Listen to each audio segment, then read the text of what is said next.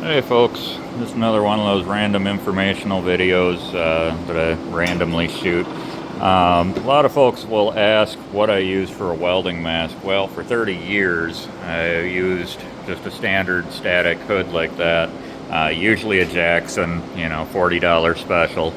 I actually couldn't stand most of these automatic helmets when they came out because they have a habit of flashing you if you're in a blind corner or something like that. A lot of them only had one or two sensors and they would not trigger at a proper time.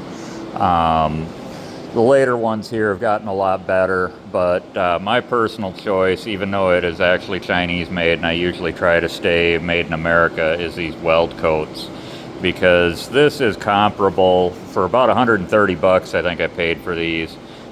This is very comparable to about a $300 hood. Trying to get the part number here. Maybe you guys can make that out. But what I like about this is that it's a full view lens, and this uses standard consumables. So this outside lens is the same lens that uses. So it's $1.50 for the replaceable lenses. And then this thing has absolutely amazing headgear in it. So this thing is so adjustable. It is a little bit fragile. I've only ever broken one strap on them though in 4 years.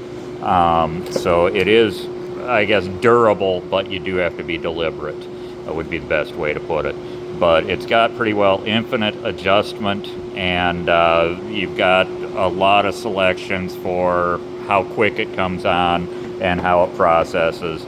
But like I say, for 130 bucks, it's the best doggone helmet I've ever had. And I've had about 20 of these different automated helmets, including some of the best on the market.